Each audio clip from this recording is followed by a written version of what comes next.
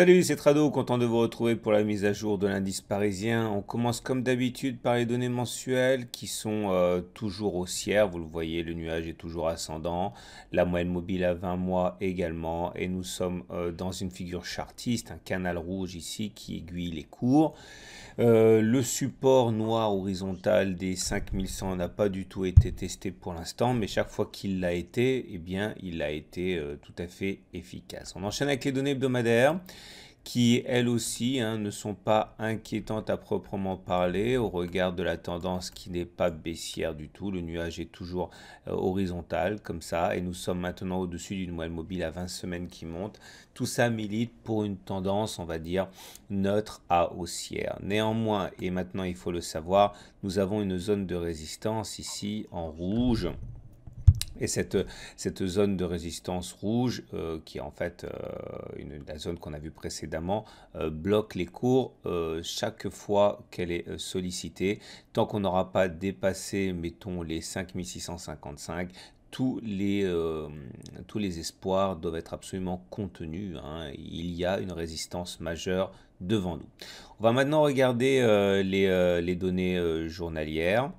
Et ces données journalières ont été influencées par la très bonne nouvelle qui est venue des États-Unis, de l'Amérique du Nord, avec un accord trouvé entre, enfin ça, il doit être encore ratifié, mais bon, théoriquement il a été trouvé entre les États-Unis et le Mexique, ce qui veut dire que ceux qui craignaient la fin de la zone de libre-échange et une décrue progressive des échanges, eh bien, en sont pour leurs frais. Au contraire, un accord a été trouvé. Il ne reste plus qu'à trouver également un accord avec le Canada et on peut dire que l'ALENA, l'accord de libre-échange nord-américain, va pouvoir continuer sur sa lancée pendant encore de nombreuses années.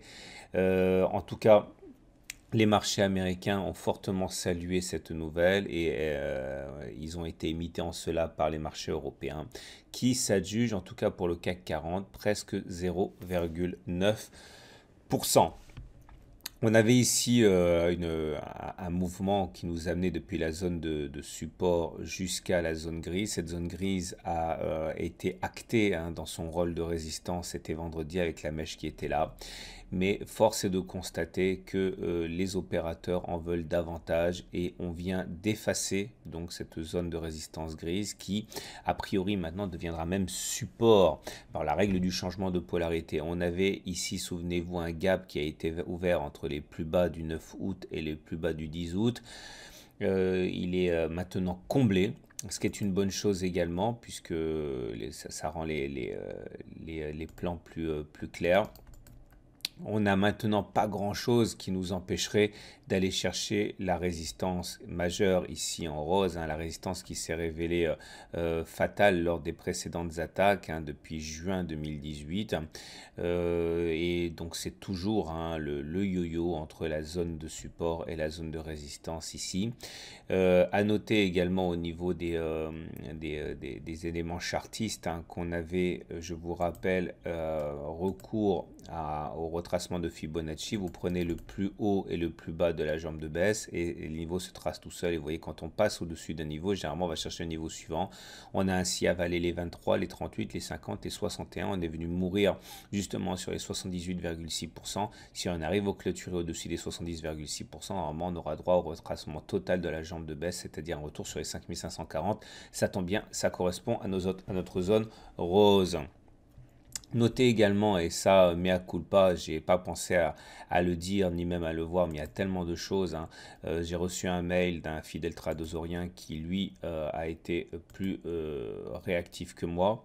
Il y avait une fourchette d'Andrews ici, vous voyez, vous prenez 3 points extrêmes, un point bas, un point haut, un point bas, et la médiane est généralement ralliée, elle est ralliée dans 80% des cas à peu près, ce qui permettait effectivement d'avoir un élément en plus pour ceux qui voulaient acheter, puisque effectivement la médiane correspondait à cet objectif de cours. Bon, je ne l'ai pas vu, j'espère que vous l'avez fait. Si vous voulez en savoir plus sur ce merveilleux outil qui est la fourchette d'Andrews, il y a un module de formation et puis surtout beaucoup d'exercices pour vous entraîner dans le pack, dans la formation intégrale.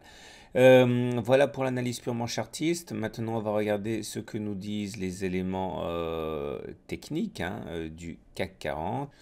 Alors, tout d'abord, vous remarquerez que nous nous sommes hissés au-dessus de la moyenne mobile à 20 séances qui descend toujours. Ça veut dire qu'on est en tendance neutre, hein. Si la M20 devient croissante, on sera en tendance haussière. La M7 et la M20 sont sur le point de se croiser. Si elles se croisent de cette manière-là, ce sera un croisement haussier faible, hein, c'est-à-dire la M7 qui monte, la M20 qui descend. Le résultat est généralement assez ténu, hein. Ça peut donner des choses très très bien, mais ça peut aussi donner beaucoup de faux signaux. Je préférerais avoir un non-croisement hein, ou un croisement fort. On y reviendra le cas échéant. En tout cas, cette tendance neutre est corroborée également par l'aplatissement de la Bollinger supérieure et la Bollinger inférieure qui commence à jouer comme un canal horizontal, donc tendance neutre confirmée. De toute manière, ça fait un moment qu'on est en tendance neutre, on l'a dit depuis suffisamment longtemps.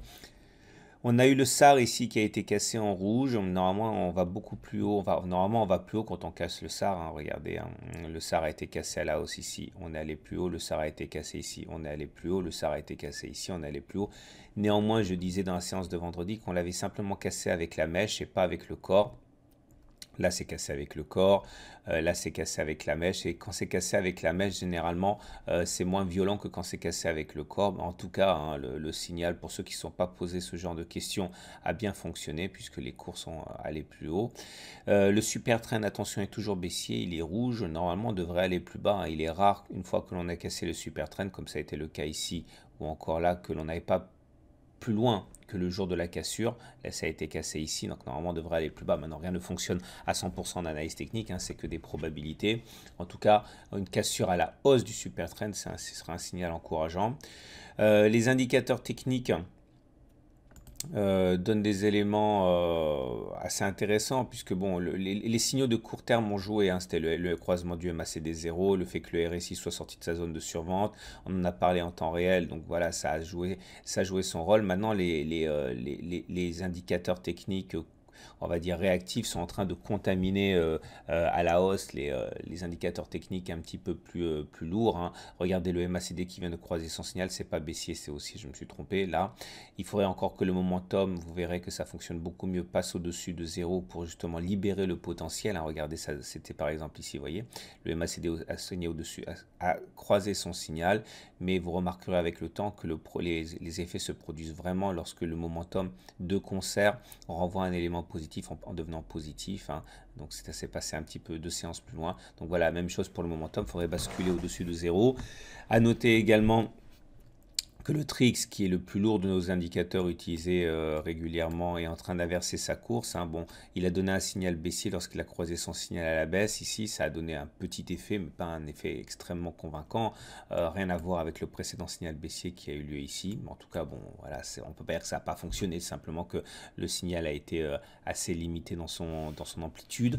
Et puis surtout, j'ai envie d'attirer votre attention sur les volumes qui ne sont absolument pas en augmentation. Ils sont même en baisse. Et plus on monte, plus les volumes descendent. C'est un petit peu louche, vous voyez, on monte en fait sans véritable conviction.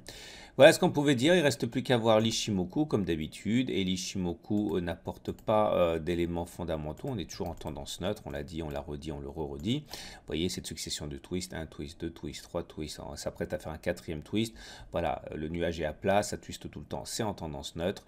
Et nous avons également le fait qu'on avait expliqué que on avait de la chance parce que la lagging span était forcée dans sa dérive latérale à sortir de la zone où elle avait des chandeliers au-dessus de la tête, et donc du coup on a eu le terrain libre, hein, pour monter aujourd'hui parce qu'on n'avait pas de chandelier au-dessus de la tête pour la lagging span. Voilà, mais la tendance est toujours neutre, il faudrait qu'il y ait une orientation du nuage pour qu'on ne le soit plus, et ce n'est pas du tout le cas. Voilà, il ne reste plus qu'à voir les données horaires pour les traders, et comme d'habitude, vous allez trouver ici la matrice de trading que je vais utiliser à titre personnel mardi. Voilà, bon, c'est très simple, hein. Au-dessus de 5477, je vise 5500. Tant qu'on passe pas 5500, eh bien, on peut revenir sur 5477. Si on passe 5500, on peut aller chercher 5513. Voilà, je vous souhaite une très bonne journée et je vous dis à demain pour la mise à jour.